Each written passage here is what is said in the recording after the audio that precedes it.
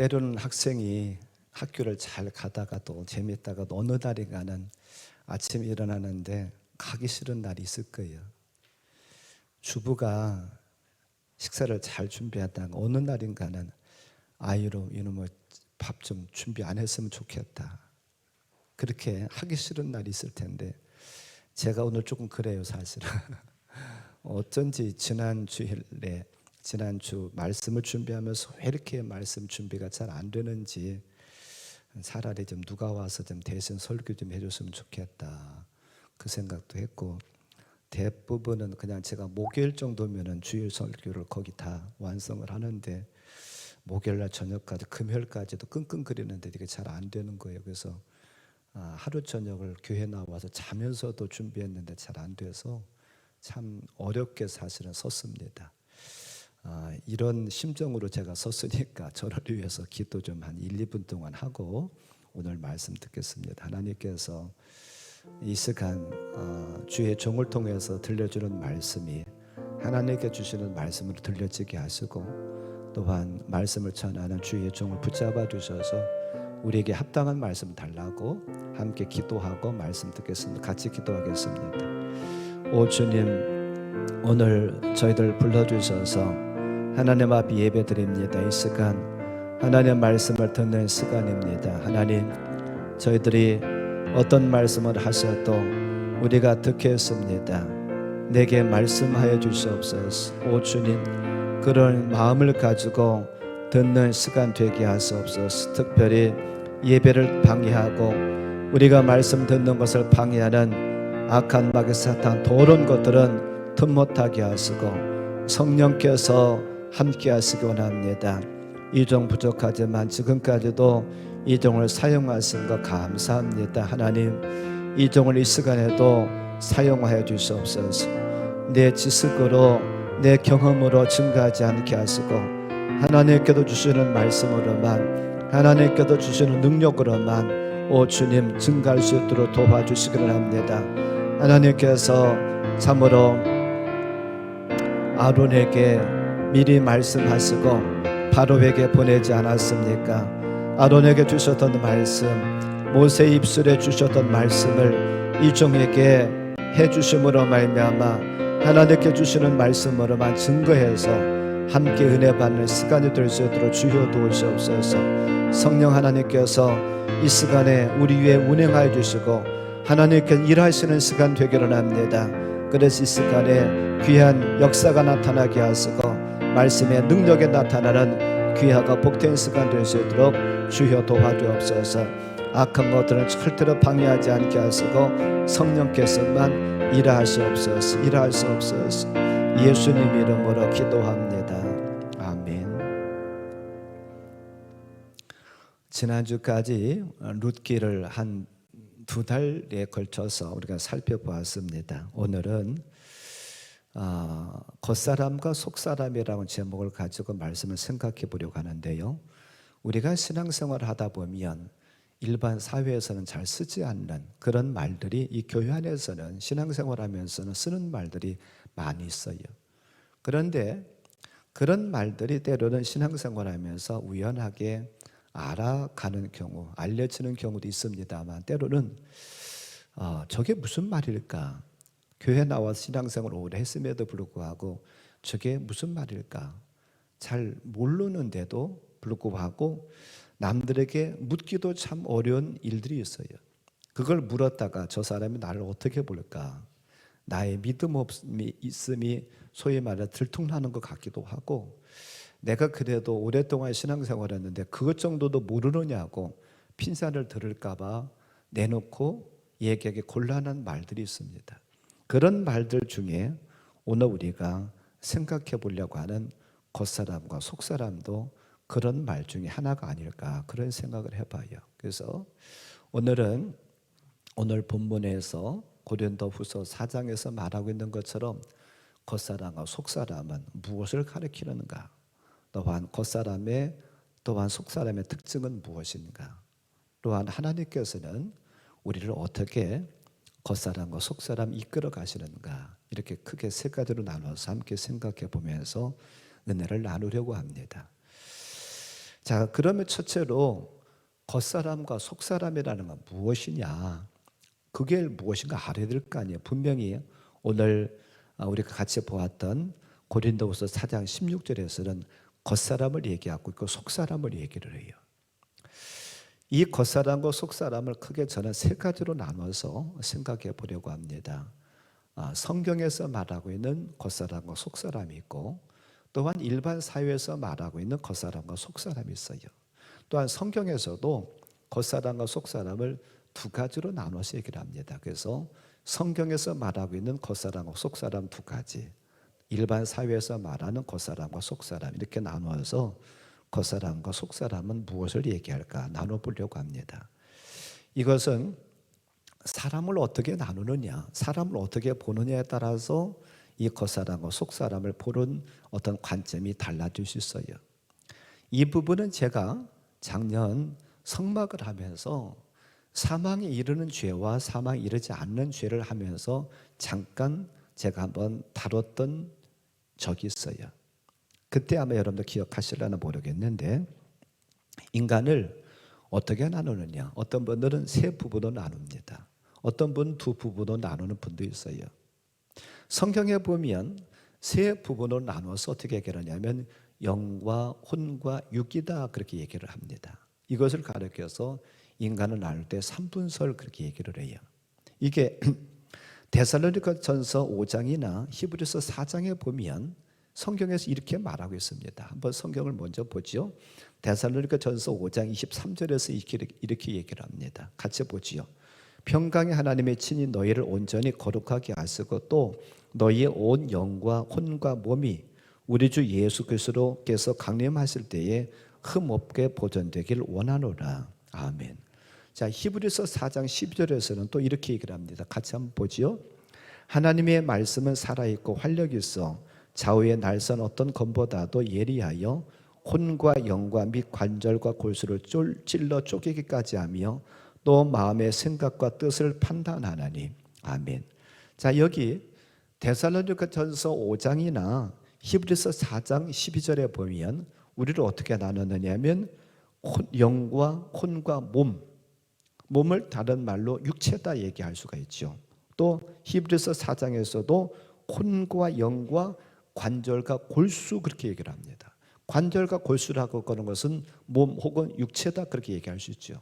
그래서 데살로니가전서 5장이나 히브리서 4장에서는 우리 인간을 세 개로 나눠요. 우리에게 영이 있다. 또한 두 번째로는 혼이 있다. 그 다음에 세 번째로는 육체를 가졌다. 그래서 제가 작년에 이것을 설명하면서는 계란을 가지고 달걀을 가지고 제가 설명을 했던 경험이 있어요. 우리 육체는 달걀의 겉껍데기와 마찬가지다. 그 다음에 우리의 정신을 나타내는 혼은 계란의 달걀의 흰자와 같다. 그리고 그 흰자는 노른자를 감싸고 있는데 우리의 영은 노른자와 같다라고 제가 말씀드렸습니다. 그렇게 예를 들어서 말씀을 드렸어요. 자, 이 부분은 제가 뒤에 가서 더 좀 자세하게 한번 말씀을 드릴게요. 자, 두 번째로는 우리 인간을 보는 견해는 어떻게 또 보느냐면 우리를 이렇게 보는 견해도 있어요. 이것도 성경에서 말하고 있습니다. 마태복음 10장 28절에 보면 이런 말씀이 나와요. 몸은 죽여도 영혼은 능히 죽이지 못하는 자들을 두려워하지 말고 오직 몸과 영혼을 능히 지옥에 멸하실 수 있는 이를 두려워하라. 아멘. 자, 여기에서는 어떻게 나눴느냐 하면 몸을 하나로 나누고 영과 혼을 같이 묶었어요. 그래서 몸과 영혼 이렇게 두 개로 나눴습니다. 이것을 소위 말해서 이분법 그렇게 얘기를 합니다. 사람은 육체와 영혼이 있다. 그렇게 보는 거예요. 앞에서 보았었던 조금 전에 생각했었던 3분설에서는 영과 혼을 떼어서 분류했습니다. 그 세 가지로 나눴는데 여기에서는 지금 마태복음 10장에서는 영과 혼을 같이 묶고 육체를 하나 떼어놨어요. 그래서 여기서 만약에 겉사람과 속사람을 나눈다고 하면 이분설에서 겉사람과 속사람을 나눈다고 하면 영혼은 속사람이 되고 육체는 겉사람이 돼요. 근데 만약에 이처럼 나눈다고 하면, 이분설로 나눈다고 하면 사람과 짐승을 구분하기가 참 어렵다는 거예요. 무슨 말씀이냐면 짐승에게는 영이 없어요. 그럼에도 불구하고 영혼을 하나로 묶는다고 하면 인간과 짐승을 구분하기가 어려워요. 짐승은 영을 가지고 있지 않는 존재이기 때문에 지옥에 간다거나 혹은 천국에 간다거나 할 수 없어요. 그리고 또한 우리가 짐승을 마음대로 잡아먹는 거예요. 만약에 짐승에게 영이 있다라고 한다고 하면 우리가 짐승을 잡아먹지 못하겠죠.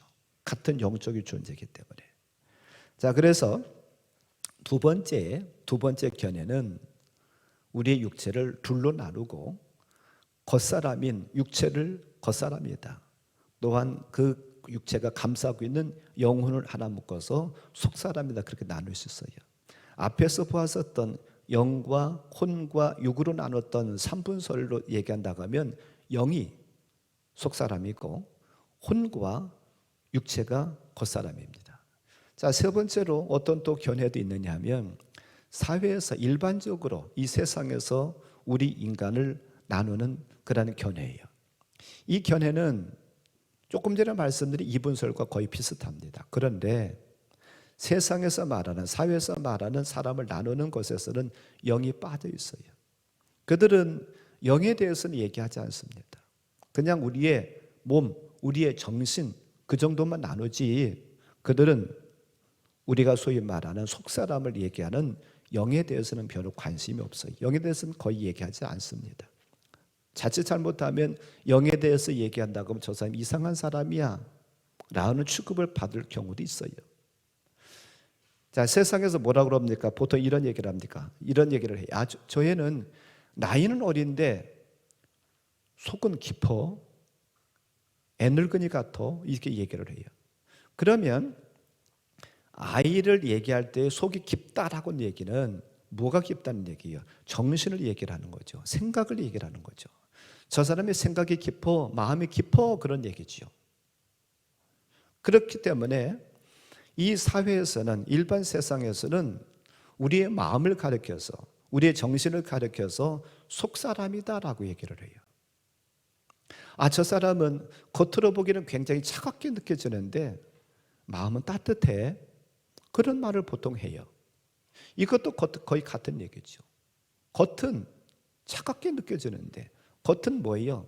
육이라는 거잖아요. 근데 속은 따뜻해. 속은 뭘 얘기를 합니까? 마음의 상태를 얘기하잖아요. 이처럼 사회에서 일반 우리가 쓰는 이 사회에서는 두 가지로 나누기는 하지만은요, 영에 대해서는 거의 얘기를 하지 않는다라고 하는 거예요. 육체를 겉사람을 얘기하고 있고 육체가 감싸고 있는 그런 정신, 마음, 그것을 속사람이다, 보통 그렇게 얘기를 해요. 자, 그렇다고 하면 성경에서는, 우리는 성경으로 돌아가고 성경 기준돼야 되니까 성경에서는 뭐라고 말씀할까? 성경에서는 겉사람과 속사람을 어떻게 얘기를 할까? 그것은 처음 말씀드렸던 영과 혼과 육으로 성경에서는 말하고 있다는 사실이에요. 왜 그렇습니까? 그것을 작년에 제가 이 부분을 얘기하면서 왜 우리는 삼분설로 돌아가야 되는가, 왜 영과 혼과 육으로 따로 떼어서 생각해 보아야 되는가 말씀드렸습니다. 그 이유는 몇 가지였었어요. 첫째로 우리는 하나님 형상들의 지음을 받았어요. 창세기 1장 26절에 보면 하나님께서 뭐라고 말씀하시냐면 우리가 우리의 형상대로 사람을 만들고, 그렇게 말씀하고 있어요. 우리 인간들은 하나님 형상대로 지음받아 존재됩니다. 그래서 하나님께서 아담을 흙으로 만드시고 그 코에 생기를 불어 넣으셨어요. 짐승을 만드시고서는 생기를 코에 불어 넣었다는 말씀은 없어요. 오직 사람에게만 흙으로 만들고 그 코에 생기를 불어 넣었다. 근데 생기가 뭘까? 생기는 히브리어로 루하우라고 하는 단어입니다. 루하우라고 하는 단어는 숨을 표현하기도 합니다만 무엇을 표현하고 있냐면 영을 표현하고 있어요. 그래서 우리는 하나님의 형상대로 지음을 받아서 하나님은 삼일체 하나님이십니다. 성부 하나님, 성자 예수님, 성령님 같은 하나님이셔요. 그렇기 때문에 세 개로 나누는 것이, 우리를 셋으로 나누는 것이 옳다. 또 두 번째로 왜 우리가 세 개로 나누는 것이 옳다고 하느냐 하면, 우리가 작년 거의 1년 가까이 성막을 공부했는데 성막을 나누는 것도 세 부분으로 나눕니다. 마당이 있고 그 다음에 마당을 지나서 성소로 들어갔어요. 그리고 그 성소를 지나면 어디로 들어가냐면 지성소로 들어갑니다. 그런데 여러분들 작년에 1년 동안, 거의 1년 동안 성막을 자세히 해서 아시겠습니다만, 하나님을 만나는 장소는 어디냐면요, 지성소 안에서 만났어요. 법궤위, 법궤의 속죄소 있는 곳, 두 그룹 사이에서 하나님께 좌정하시고 임재하시는 곳. 그래서 그들은 1년에 한 번씩 대속죄일이라 해가지고 짐승의 피를 가지고 그들은 들어가서, 그 대제사장이 들어가서 거기서 하나님 만났잖아요. 우리의 영이라고 하는 것도 하나님 만나는 기관입니다. 그렇기 때문에 우리 인간이 둘로 나눠서는, 영과 혼으로 나눠서는 안 되고 셋으로 나눠서 얘기를 해야 된다는 거예요. 살펴봐야 된다는 거예요. 그래서 우리 인간이 성경에서 말하고 있는 겉사람과 속사람을 나눈다고 하면, 영이 속사람이고 그 다음에 그 영을 감싸고 있는 정신과 이 껍질에 불과한 육체가 겉사람이라는 것이죠. 그리고 작년에 또 말씀드렸습니다만, 이렇게 셋으로 나눠서 해야만이 사망이 이르는 죄와 사망이 이르지 않는 죄를 나눌 수가 있어요. 우리는 영과 육체에 죄를 늘 짓고 삽니다. 그것은 늘 회개해야 돼요. 그래서 예수님께서는 그것을 뭐라고 했겠느냐 하면, 수족은 날마다 씻어야 된다고 말씀하셨잖아요. 그것은 작년에 자세히 말씀드렸기 때문에 더 말씀드리지 않겠습니다만, 어쨌든 우리는 성경에서 말하고 있는 속사람은 영이에요. 하나님의 생기, 하나님께서 원하시는 것. 그래서 우리가 거듭났다라고 하는 것은 우리 영이 새로워졌다는 거예요. 누구의 영으로요? 하나님의 영으로. 그래서 우리는 하나님의 관심은 속사람에게 있다는 사실을 기억하기를 바랍니다. 우리는 하나님께로부터 지음받았을 때, 아담이 처음 지음받았을 때는 하나님의 형상으로 지음받아서 하나님의 형상대로 살았습니다만, 그가 범죄함으로 말미암아 그 영에 뭐가 들어왔냐면 죄가 들어오고 그 영이 하나님의 형상이 깨졌어요. 그것을 다시 회복하는 것이 무엇이냐면 거듭남이고 중생이고 속사람이 거룩해지는 것. 말이 다릅니다만 똑같은 거예요. 그래서 속사람은 우리 영이다. 우리 영이고 그것을 감싸고 있는 우리의 정신이라든지 마음이라든지 육체는 겉사람이다라는 것을 먼저 아시기 바랍니다. 자, 두 번째로는 그러면 성경에서 말하고 있는 겉사람과 속사람의 특징은 뭘까? 오늘 우리가 같이 보았던 말씀에 보면 거기에 특징을 얘기를 하고 있어요. 자, 그런데 여기에 보면, 자, 16절에 보면 뭐라고 말씀하고 있느냐 하면, 겉사람은 특징이 뭐라고 얘기하느냐면 낡아진다라고 표현하고 있어요. 겉사람은 낡아진다. 그리고 18절 말씀에 보니까는요, 이 겉사람은 보이는 것이래요. 우리 육체가 보입니다. 우리 육이 보이잖아요. 저 사람 어떻게 생겼어? 키는 얼마만큼, 몇 센치고, 몸무게는 어느 정도 나갈 것 같고, 얼굴은 잘생겨 보세요. 우리 눈에 보여요.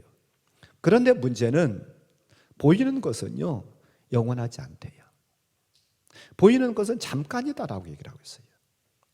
그러니까 우리의 겉사람인 우리의 혼과 우리의 육체는 낡아진다.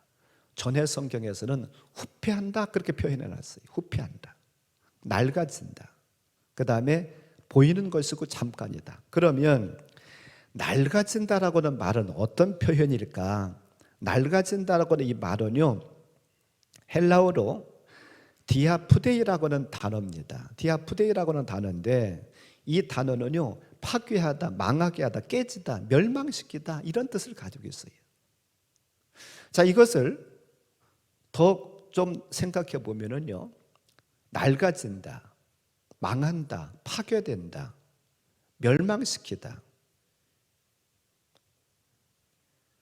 우리의 겉사람은 어디서부터 왔느냐 하면요, 흙에서 왔습니다. 그래서 결국은 어디로 돌아가게 되었느냐 하면 흙으로 돌아가게 되어 있어요.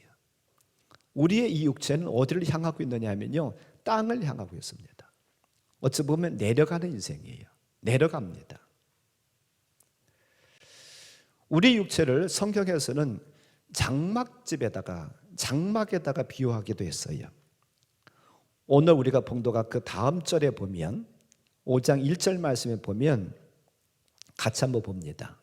만일 땅에 있는 우리의 장막집이 무너지면 하나님께서 지으신 집 곧 손으로 지은 것이 아니요 하늘에 있는 영원한 집이 우리에게 있는 줄을 아느니라. 아멘. 여기서 지금 말하고 있는 장막집이라 하는 것은 우리가 무슨 벽돌을 쌓고 미장을 하고 그래서 지은 우리의 집을 얘기를 하는 것이 아니라 저와 여러분의 육체를 얘기를 해요. 저와 여러분의 겉사람을 얘기를 합니다. 근데 이 겉사람이 어떻게 된다고요? 무너진대요. 무너질 때가 우리에게 있다라고 하는 거예요. 지금 우리의 겉사람이 무너진다는 얘기는 아침부터 이런 얘기해서 좀 죄송합니다만 죽는다는 거예요. 쉽게 말씀드리면 우리의 육체가, 우리 장막집인 육체가 무너질 때가, 죽을 때가 우리에게 온대요. 그래서 낡아진다라고는 표현이 결국은 늙어서 우리는 결국 우리의 육체는 어떻게 됐다고요? 죽어서 어디로 가게 되어 있다고요? 땅으로 간다라고는 표현이에요. 시편 기자는 이것을 이렇게 표현해 놨어요. 시편 90편 10절 말씀에 보니까 우리 연수가 70이요 강건하며 80이라도 그 연수의 자랑은 수고와 슬픔뿐이요 신속히 가니 우리가 날아가나이다. 아멘. 우리가 70년 80년 사는데요, 그렇게 살아도 우리의 인생은요 쉽게 날아가는 것과 같다는 거예요. 여기 지금 나이 지긋하신 분들이 계시는데요, 여러분 한번 생각해 봐요. 어려서 동네 애들하고 뛰어놀 때가 얼마 안 된 것 같잖아요. 그런데 벌써 내가 이 나이가 됐나? 그러실 거예요. 살아온 날보다도 살아갈 날이 짧게 남았잖아요. 물론 뭐 여기 몇몇 분들은 아직도 살아갈 날이 더 많이 남은 분도 있긴 합니다만, 여기 지금 저를 비롯해서 대부분 분들이 살아온 날보다도 살아갈 날이 얼마 안 남은 분들이 많아요. 우리는 몇 년을 살든지 간에 우리에게 그 육체의 장막집이 무너질 날은 우리에게 반드시 온다라고 하는 거예요. 그렇기 때문에 우리는 겉사람을 자랑하거나 겉사람 의지하면서 사는 그런 어리석은 저함들 되지 않기를 바라요. 겉사람을 따라서 산다는 것은 요한일서에서 이렇게 표현하고 있습니다. 요한일서 2장 16절에서는 이렇게 표현하고 있어요. 같이 한번 보지요. 이는 세상에 있는 모든 것이 육신의 정욕과 안목의 정욕과 이생의 자랑이니 다 아버지께로부터 온 것이 아니요 세상으로부터 온 것이라. 아멘. 결국 세상에서부터 땅에서부터 왔기 때문에 어디로 돌아가야 돼요? 땅으로, 세상으로 돌아가야 될. 세상으로 돌아간다는 것은 결국 무엇입니까? 멸망할 존재라는 거예요. 우리가 육체를 가지고 겉사람의 관심을 가지며 살아가는 것이 육신의 정욕과 안목의 정욕과 이생의 자랑이래요. 자랑하고 뽐내고 많은 걸 소유하려고 욕심을 내보고 살았지만 결국은 그게 무엇으로 끝나냐면 무너지는 곳으로, 멸망하는 곳으로, 죽음으로 끝난다는 거예요. 겉사람인 우리의 혼과 육체를 아무리 거기에 신경 쓰고 아무리 잘 가꿔도요 언젠가는 무너질 때가 있다는 거죠. 나이가 지긋하게 들면 주름이 많이 잡히기도 하고 또한 검버섯이 올라오기도 하고 그러잖아요. 머리가 희끗희끗해지기도 하고 아무리 염색을 잘하고 주름을 없애려고 보톡스를 맞고 또한 검버섯을 없애는 시술을 해도요 결국은 우리 육체를 영원히 살게 할 수는 없대요. 그게 결국은 무너지는 날이 우리에게 있다는 거예요. 창세기 11장에 보면 사람들이 자기 이름을 내기 위해서 또 흩어짐을 면하기 위해서요, 바벨이라고 하는 탑을 쌓아요. 탑을 열심히 쌓습니다. 바벨탑을 쌓아가지고서는 우리 흩어짐을 면하고 우리가 우리 이름을 내자 그러면서 탑을 쌓아서 올라가는데 그 탑이 영원하지 않았어요. 그들의 생각은 그것을 쌓으면 영원할 것으로 생각했어요. 이름을 낼 것으로 생각했어요. 그러나 그게 이름을 내지 못하고 결국 그 바벨탑을 하나님이 흩으셨다는 사실이에요. 그처럼 우리가 겉사람인 거기에 신경 쓰고 아무리 애를 써도 무너질 때가 바벨탑이 무너진 것처럼 무너질 때가 있대요. 요한계시록에서는 바벨탑을 바벨론 성으로 표현하고 있어요. 근데 그게 무너질 때가 있다라고 이렇게 얘기를 합니다. 힘찬 음성으로 외쳐 이르되 무너졌도다 무너졌도다 큰 성 바벨론이여 귀신의 처소와 각종 더러운 영이 모이는 곳과 각종 더럽고 가증한 새들이 모인 곳이 되었도다. 아멘. 육체가 이런 날이 있다는 거예요. 무너졌도다 무너졌도다 라고 하는 그런 날이 우리에게 있다라는 거예요. 자, 그러면 두 번째로 속사람의 특징은 뭘까? 오늘 우리가 같이 보았던 고린도후서 4장 16절부터 18절 말씀을 보니까 속사람의 특징은 이렇게 얘기를 하고 있습니다. 16절에서 뭐라고 그러냐면 날로 새로워진다라고 얘기를 해요. 새로워진다. 그 다음에 18절에서는 뭐라고 하냐면 눈에 보이지 않는 것이다. 그리고 눈에 보이지 않는 것일 뿐만 아니라 영원하다라고 얘기를 합니다. 이게 속사람의 특징이에요. 날로 새로워진다. 지금 그러니까 겉사람과는 반대입니다. 겉사람은 날마다 낡아진다 라고 표현했는데 속사람은 반대로 새로워진다. 그리고 겉사람은 눈에 보이는 것이다 그랬는데 속사람은 우리의 눈에 보이지 않는다. 그리고 보이지 않을 뿐만 아니라 이것은 영원하다라고 얘기를 합니다. 우리의 영은 우리의 눈에 보이지 않아요. 그런데 이것은 영원하다라고 얘기를 합니다. 그런데 여기서 지금 16절에서 말하고 있는 새로워진다 라고 하는 단어가 헬라어로 아나카이노라고 하는 단어입니다. 근데 아나카이노라고 하는 단어에서 아나라고 하는 단어는 어떤 뜻을 가지고 있느냐면 위로 향하여 하늘로 올라가는 하나님께 향하여 그런 뜻을 가지고 있습니다. 그러니까 날마다 새로워진다라고 하는 그런 표현은 무엇이에요? 우리가 위로 올라가야 된다는 거죠. 하나님께 향해야 된다는 거죠. 그래야만이 우리는 날마다 새로워진다고. 그러니까 지금 겉사람과 속사람은 정반대입니다. 겉사람은 우리가 어디로 가는 거예요? 땅으로 내려가는 거였었어요. 흙으로 가는 거였었어요. 그러나 지금 속사람, 새로워진다라고 하는 그 속사람은 우리가 어디로 향하는 거예요? 하늘로 향하는 거예요. 하나님께 향하는 거예요. 우리의 원래의 고향인 저 천국에 지금 향하는 거예요. 우리의 겉사람은 날마다 늙어지고 점점점 우리의 장막이 무너져서 점점점 땅과 가까이 가는, 땅으로 내려가는 그런 우리 인생이지만 우리의 속사람은요, 나이가 든다고 늙어지는 것이 아니래요. 더욱더 새로워진다라고 말씀하고 있어요. 겉사람을 바벨론 성에 비유를 드렸는데 이 속사람은 어느 성으로 얘기할 수 있느냐 하면 예루살렘 성입니다.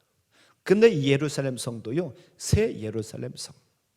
예루살렘에 무엇이 있었습니까? 성전이 있었잖아요. 그런데 그 성전이 있었던 그 성전은 멸망하지 않는다는 거예요. 무너지지 않는다는 거예요. 새 예루살렘 성이 우리에게 다가올 것이라는 거예요. 우리가 누굽니까? 성전이잖아요. 요한계시록 21장 1절과 2절에서 이렇게 얘기를 합니다. 같이 한번 읽어보죠. 또 내가 새 하늘과 새 땅을 보니 처음 하늘과 처음 땅이 없어졌고 바다도 다시 있지 않더라. 또 내가 보매 거룩한 성 새 예루살렘이 하늘로부터 하늘에서 내려오니 그 준비한 곳이 신부가 남편을 위하여 단장한 것 같더라. 아멘. 새 예루살렘 성이 아름답게 우리에게 다가올 것이라고 하는 거예요. 얼마나 아름다운지 신부가 신랑을 위해서 단장한 것 같이 아름답다라고 표현하고 있습니다. 이 표현은 가장 아름답다라고 하는 표현이에요. 신부가 가장 아름다울 때는요, 결혼식장에 들어갈 때입니다. 가장 아름답게 꾸미고 신랑 될 남자를 향해서 가는 그 시간이 가장 아름다운데, 하나님께서 우리에게 새 예루살렘을요 그렇게 아름다운 모습으로 주시겠다고 말씀하셔요. 자, 두 가지 특징을 지금 봤습니다. 겉사람의 특징과 또한 속사람의 특징을 봤는데, 우리는 결국은 무엇을 향해서 가야 되느냐 하면 속사람을 향해서 가야 돼요. 속사람을 붙잡고 가야 돼요. 하나님의 관심은 날 가지고 없어질 겉사람에게 있는 것이 아니라 속사람에게 있다는 사실이에요. 그렇기 때문에 우리는 하나님과의 관점을 맞춰야 되죠. 그래서 우리도 속사람을 강건케 하고 속사람을 더 건강하게 하고 속사람을 더 아름답게 하기 위해서 애쓰고 힘쓰는 조합들 되기를 주님의 이름으로 간절히 축원합니다. 그러면 마지막 세 번째로 하나님께서 그 속사람을 강건케 하고 새롭게 이끌어가는 원리는 무엇일까? 그 원리는 오늘 17절 말씀에 이렇게 얘기를 합니다. 우리가 잠시 받는 환난에 경한 것이 지극히 크고 영원한 영광에 중한 것을 우리에게 이루게 함이니 그렇게 말하고 있어요. 자, 거기에 보면 경한 것이 있고 중한 것이 있어요. 경하다라고 하는 것은 가볍다라고 하는 뜻이잖아요. 중하다고 하는 것은 무겁다, 크다라고 하는 좋다라고 하는 뜻이잖아요. 쉽게 말씀드리면 하나님이 우리를 속사람을 더 강건케 하고 속사람을 더 날마다 새롭게 하기 위해서 우리 육체에, 우리의 겉사람에게 무엇을 갖다 주시냐 하면 환난이라는 것을 갖다 주신대요. 근데 환난과 우리가 받을 영광과를 비교해 보면 환난이라고 하는 것은 가벼운 것이고 우리가 받아야 될 영원한 영광은요 중하고 큰 것이고 좋은 것이라고 하는 거예요. 하나님은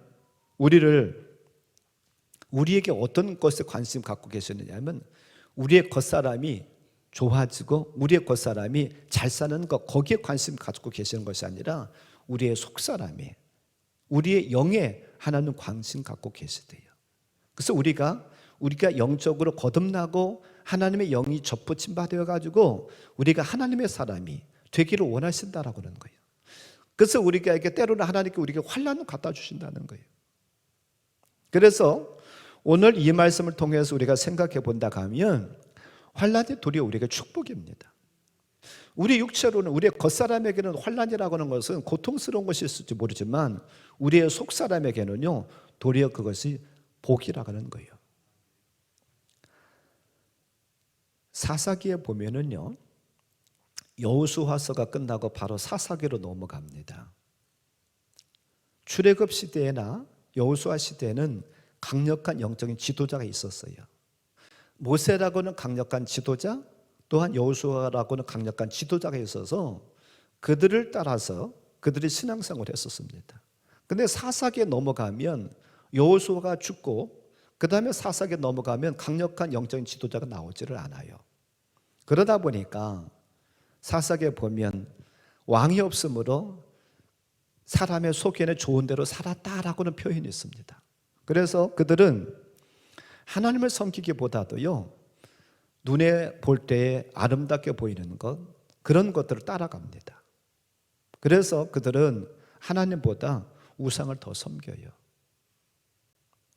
근데 하나님은 그들에게 우상을 섬기는 그들을 그냥 내버려 두는 것이 아니라 하나님은 그들을 사랑해서 그들에게 무엇을 갖다 주냐면 환난이라는 것을 갖다 줍니다. 근데 그 환난은 대부분 어떤 환난이었느냐 하면 이웃나라에서 쳐들어오게 만들어요. 블레셋이라든지 아수라라든지 애굽이라든지 여러 나라가 쳐들어오게 만듭니다.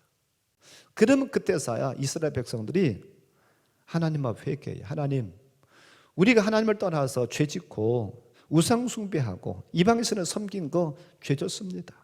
그러면서 탄식하면서 하나님을 찾아요.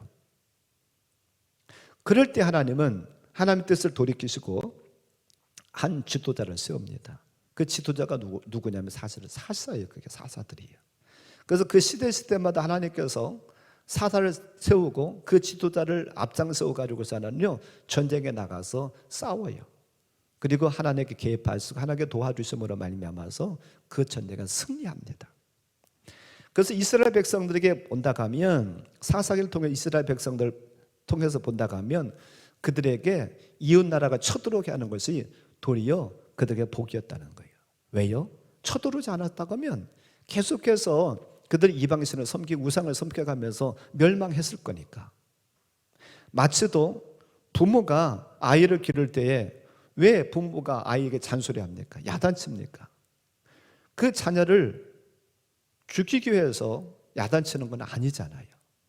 잘 되기 위해서 야단칩니다. 그와 마찬가지로 하나님께서 우리에게도 환난이라고 하는 것을 우리의 겉사람에게 갖다 준다는 거예요. 겉사람에게 갖다 주면 그 환난을 통해 가지고서 하나님을 찾게 된다는 거죠. 하나님 더 가까이 한다는 거죠. 또 나 자신의 모습을 바라보게 된다는 거죠.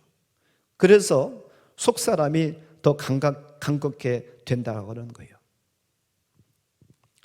요즘 우리 교회 성도들 중에서 아픈 분들이 좀 자꾸 생겨서 저도 고민하면서 기도하고 있어요. 내가 제대로 기도하지 못해서 성도들이 저렇게 자꾸 아픈 분들이 자꾸 생기는가, 말씀을 제대로 못 먹여서 그런가, 그런 아픔이 있어요. 아픔이 있으면서 고민하면서 기도를 합니다. 근데 아까 제가 서론에서도 이번 주에 설교를 준비하면서 굉장히 어려웠다고 제가 말씀드렸잖아요. 물론 다른 때도 그렇게 편안하게 설교 준비하는 건 아니지만 이번에는 참 어렵게 말씀을 준비했는데 왜 이렇게 어려웠을까? 오늘 이렇게 말씀과 이렇게 연결시켜서 제가 생각해 본다고 하면 이런 생각이 들어요.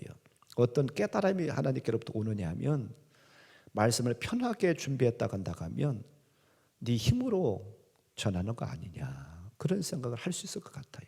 그래서 하나님께서 그렇게 말씀을 준비하는데 어렵게 만드신 것은 한 번이라도 하나님 더 생각하고 한 번이라도 더 기도하게 하기 위해서 하나님께서 그렇게 말씀을 어렵게 준비하게 하셨다라는 깨달음이 들어요. 왜 하나님께서 우리에게 환난을 갖다 주시고 때로 어려움 가운데 처하게 만드느냐? 그런 일들을 통해서 하나님을 찾으라는 거예요. 그런 일들을 통해서 말씀을 붙잡으라는 거예요. 그런 일들을 통해서 나 자신의 모습을 바라보라는 거예요. 내가 지금 하나님의 뜻대로 살고 있는가, 하나님의 뜻대로 못 살고 있는가, 내 지금 속사람이 건강한가, 내 속사람이 지금 병들었는가. 우리는 내 육체에 병든 것을 많이 생각하고 육체에 병들으면 그것은 굉장히 큰 문제로 생각합니다. 그와 반면에 우리의 속사람에 있어서는 별로 그렇게 중요하게 생각하지 않아요. 그러나 하나님은 우리의 겉사람보다도 우리의 속사람에 더 관심 갖고 계시다는 거예요.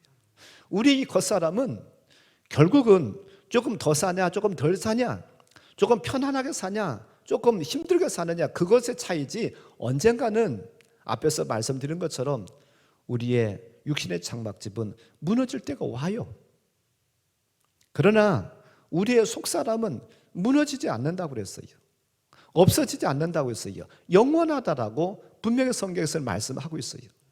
그래서 하나님의 관심은 저와 여러분의 겉사람이 있는 것이 아니라 우리의 속사람이 있다는 사실을 꼭 기억하길 바랍니다. 우리는 얼마만큼이나 우리의 속사람을 생각해 보았는가 한번 곰곰이 살펴보시기 바라요. 우리의 속사람이 강건케 될 수 있는 비결은요, 다른 것이 없습니다. 우리가 말씀 붙잡는 거예요. 우리가 다른 비결은 없어요. 말씀 붙잡고 하나님 앞 매달려 기도하는 거예요.